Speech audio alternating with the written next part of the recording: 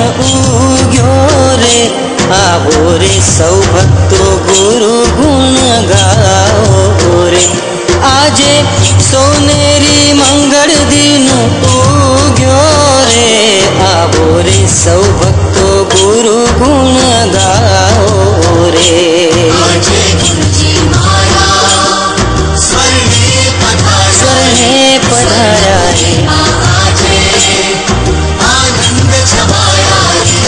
आजे सोनेरी मंगल दिन उग्यो रे, आवो रे सौ भक्तो गुरु गुण गाओ रे। आजे सोनेरी मंगल दिन उग्यो रे, आवो रे सौ भक्तो गुरु गुण गाओ रे।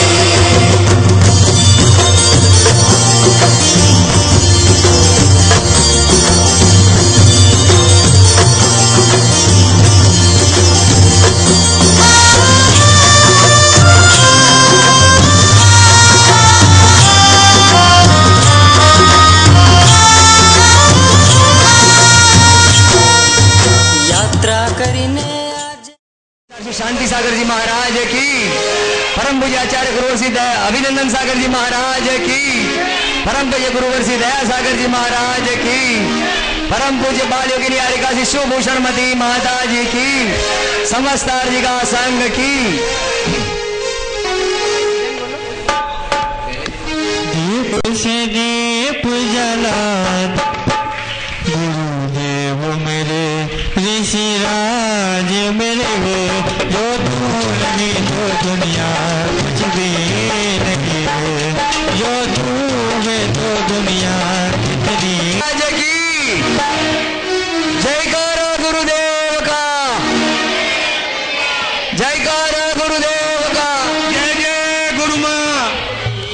ओ दीप जले दीप जले, जगमग जगमग दीप जले, दीप जले जगमग जगमग दीप जले। ओ दीप जले दीप जले, जगमग जगमग दीप जले। हरे तुम्हारा बहुत बहुत धन्यवाद। दीप सो धूप फलागे कह, धवल मंगल गाने रावा बोले, जिन ग्रहे गुरु राज महम्यने। माता जी के चरणों में अर्घं निर्वपामिते स्वाहा।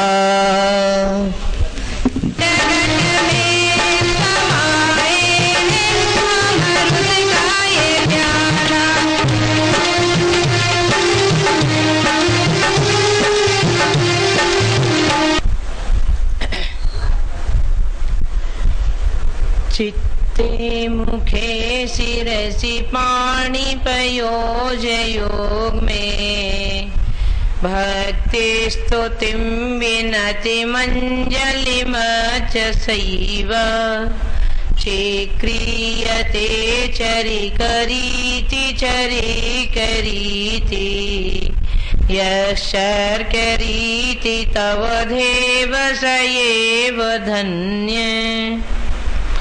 बोलिए आदिनाथ भगवान की जय। चारित्र चक्रवर्ती आचार्य श्री शांति सागर जी महाराज की जय।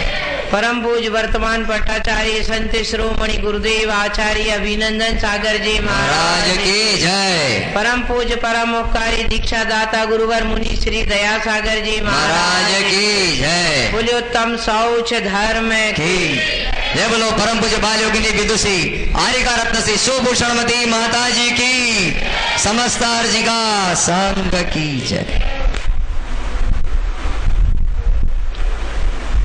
परवराश परीक्षण पर्व के 3 दिन व्यतीत होकर आज आपको चौथे धर्म की आराधना करनी है। यह चौथे धर्म के प्रति एक रुझान उत्पन्न करना है और साउथ धर्म को समझने के लिए उसका प्रतिपक्ष जो कसाय है उसे आपको समझना पड़ेगा। आज क्या हुआ, जब श्रावक ने निवेदन किया माता जी प्रवचन के लिए चलिए, तो मैं सीढ़ी चल रही थी, इतने वो किसी ने जोर से कहा वंदा भी माता जी, फिर पीछे से फिर आवाज आई वंदा भी माता जी, फिर पीछे से आवाज आई वंदा भी माता जी। तो मैं कुछ नहीं बोली। बोले माता जी आप मुझे पहचाने नहीं? हम हैं क्रोध मान माया। अरे मैंने कहा मैंने तुम तीनों को भेज दिया था, इधर कैसे आए? बोले माता जी हमारा कितना प्रभाव है, हम जाना चाह रहे थे परंतु हमारी डोर बंधी है लोभ से, तो लोभ ने हमें छोड़ा नहीं, इसलिए हम तीनों के तीन मंदिर के मंदिर में घूम रहे हैं। हमका आपके ऊपर ही उनका प्रभाव। बोले बिल्कुल माता जी, आज प्रवचन हाल में आप देख लेना, ये जितने लोभी थे इतने दिन तो प्रवचन में नहीं आए, आज संडे को आ गए। रोज इतनी भीड़ नहीं थी पर्युषण पर्व होते हुए भी। किसने पकड़ के रखा था घर में? लोक कसाय ने। पर्वराज पर्युषण पर्व जो सीधा आपको आत्मा की आराधना के लिए अंदर से एक नई चेतना से भरपूर करना चाहता आपको, और जो वर्ष में एक बार आता है, आता तो वैसे 3 बार है, आप वेलकम एक बार करते हैं। इस पर्वराज पर्युषण पर्व में भी इस लोभ ने आपके ऊपर ऐसा पंजा, ऐसे उसके शिकंजे में आप दबे हैं कि पर्वराज पर्युषण पर्व में भी आपको 10 दिन प्रवचन सुनने का टाइम नहीं है। अभी मेरे को कनक ने आके कहा माता जी आज व्यवस्था अलग अलग करनी पड़ेगी। मैंने कहा क्यों भाई, झगड़ा हो गया क्या, डिवाइडेशन है? बोले माता जी आज संडे है। अरे मैंने कहा ठीक है। मतलब आप सोचिए, अभी रोज न्यूज़पेपर में आ रहा था कि सप्ताह 5 दिन का होना चाहिए, है ना? मैं तो कहती सप्ताह 3 दिन का होना चाहिए, हर 3 दिन के बाद एक संडे आना चाहिए, कम से कम आप संडे के दिन में मंदिर में तो आ जाएंगे। मैं तो गवर्नमेंट से कहूंगी 3 दिन का सप्ताह होना चाहिए, हर 3 दिन के बाद एक अवकाश होना चाहिए, ताकि लोग इस मंदिर में आ जाएं। आत्मा में जो लोभ कसाय जनित अशुचिता ने प्रवेश कर लिया है, उस अशुचिता को धोने के लिए, उस अशुचिता से बचने के लिए आपको धर्म के घाट पर आना ही पड़ेगा। बात आज सुचिता की आपको सुनना है। सुचिता का मीनिंग है पवित्रता, सफाई, स्वच्छता। आप कहोगे माता जी इस विषय में बोल के आप क्यों अपना टाइम बिगाड़ रहे? सफाई स्वच्छता के बारे में जितना हम जानते हैं आप बिल्कुल नहीं जानती। सफाई की स्टाइल, सफाई की नई टेक्निक, सफाई के लिए नए नए केमिकल, आपको कुछ भी नहीं मालूम। आज आप प्रवचन न करें बल्कि हम करें तो ज्यादा अच्छा ठीक रहेगा। और इस मामले में महिलाएं तो और आगे निकल जाएंगी। प्रत्येक घर का एक एक हिस्सा इन्हें साफ करना आता है। दुकानदार को दुकान साफ करनी आती है, गृहिणी को गृह साफ करना आता है, परंतु मन साफ करने की बात आज मैं आपको कह रही है। जमीन साफ तो कुत्ता भी करके बैठता है। कुत्ता की अपनी एक विशेषता है, जब भी बैठेगा पूंछ से जमीन साफ करके बैठता है। तो ये तो फ्रेंच में भी है कि अपनी बैठने की जगह साफ कर लेता है। और ये तो जानवर में जब वो खाता है वो भी जरा देख सोच के खाता है, कहीं मेरे अपोजिट की कोई चीज तो नहीं है।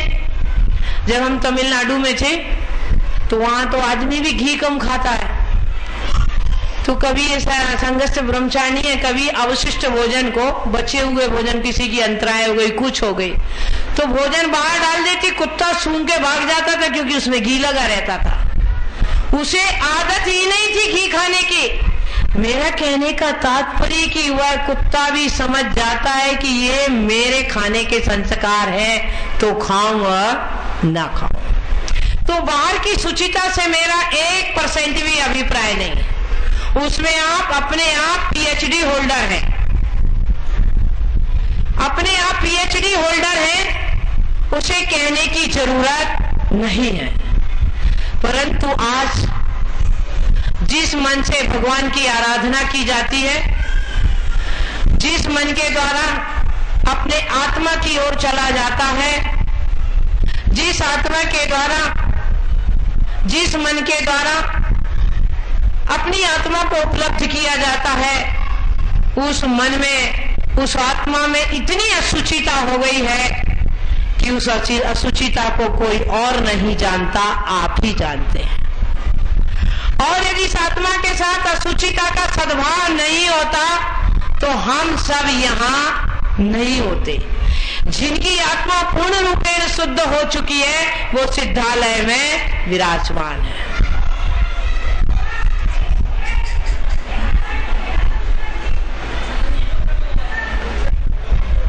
सबसे पहले हमारे मन में विचार आना चाहिए कि मैं अशुद्ध हूं, अपवित्र हूं।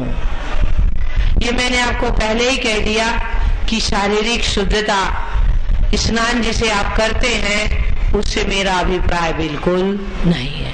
व्यवहारिक जीवन वो करना पड़ता है। रईद्वी कवि ने कहा है कि गृहस्थ को शुचिता के लिए स्नान भी करना पड़ता है और जिनेंद्र भगवान की पूजन भी करनी पड़ती है। वाह की शुचिता के लिए शारीरिक स्नान और विचारों की शुचिता के लिए जिनेंद्र भगवान की पूजन। आप शुचिता से कहें पर अशुचिता कहां से आई? तो आचार्य कहते हैं इस आत्मा में और इस मन में अशुचिता आदि कोई बड़ी से बड़ी चीज है तो वह क्या है? लोभ। क्या है? जो सबके बाजू में बैठा है?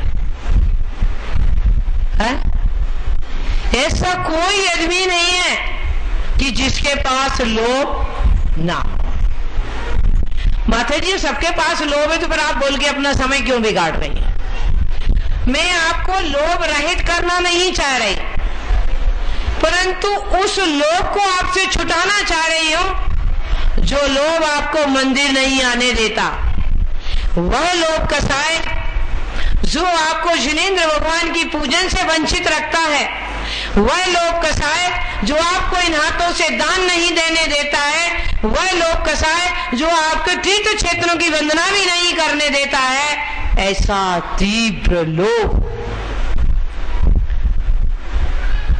कंजूस व्यक्ति पर कमेंट्स करते हुए एक व्यक्ति ने कहा, दुनिया के सबसे अच्छे आदमी वो हैं जो धन इकट्ठा करते हैं परंतु उसे भोगते नहीं है, किसी दूसरे को एज ए गिफ्ट देकर चले जाते हैं। व्यंग्योक्ति में कहा है कि वह व्यक्ति धन होते हुए भी उसका उपयोग नहीं करता। तो अगर अशुचिता आई है इस मनुष्य जीवन में, मात्र मनुष्य जीवन में नहीं, चारों गतियों में। वैसे जैनाचार्यों ने कहा है कि लोभ की प्रचुरता देवगति में पाई जाती है, मान की प्रचुरता मनुष्य गति में पाई जाती है, क्रोध की प्रचुरता, मायाचारी की प्रचुरता पाई जाती त्रियंच गति में। तो इस प्रकार लोभ की वैसी प्रचुरता तो कहां पर है? देवगति में। परंतु कंपटीशन में आप भी पीछे नहीं है। भले देव नहीं है, स्वर्ग के देव नहीं, अपने घर के देव तो आप हैं ही।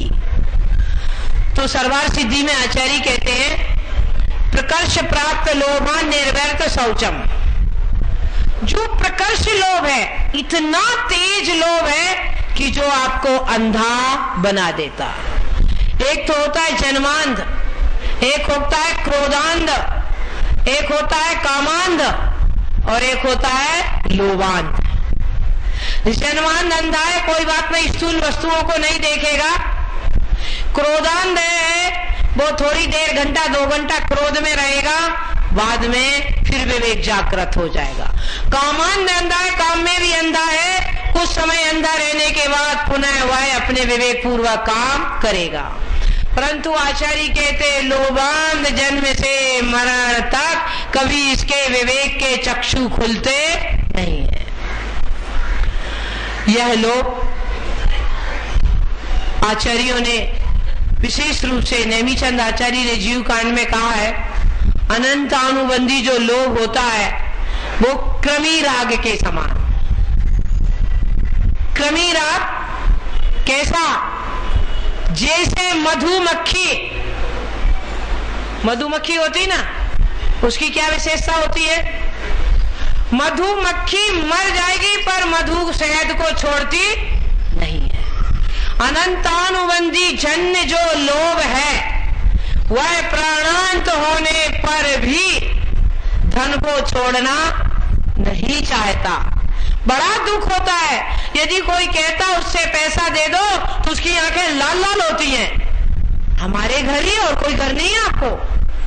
10 रुपया देने के पहले 110 गालियां देता है। क्यों? रसीद टिकट लेके, रसीद की बुक लेके मेरा ही घर दिखता है आपको। ये इतना लोभ में आसक्त होता है। आगम में एक कथन है कि एक व्यक्ति इतना लोभी था कि अपने बच्चे से क्या कहता था, ठंड के दिन हो जाते शरीर थोड़ा शुष्क हो जाता है, बॉडी एकदम शुष्क हो जाती है, तो क्या कहता था, तेल नहीं लगाना, सेठ जी के बच्चे के साथ कुश्ती खेलना तो उनके शरीर का तेल तुम्हारे शरीर में लग जाएगा। बिल्कुल नहीं खेलना। अपनी घर की महिलाओं को कहता था, जो धनाढ्य घर की महिलाएं उनके पास जाओ, बैठो, उन्होंने सुगंधित तेल लगाया, उनके से प्यार से उनके सिर को सहलाया करो, वह सुगंधी तुम्हारे शरीर में आ जाएगी। ये है बुद्ध चरित्र में भी कहा है कि ऐसा जो लोभ होता है अति संचय नाश को प्राप्त कराता है। उदाहरण आता है मधुमक्खी का बुद्ध चरित्र में। महाभारत में कहा, लोभो धर्मस्य नाशः, लोभ से धर्म का नाश हो जाता है।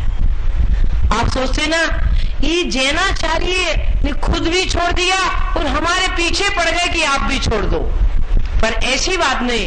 वैदिक ग्रंथों में भी इसी प्रकार का कथन मिलता है कि लोभ के द्वारा आदमी अपने धर्म को भूल जाता है। क्यों? जैसे जैसे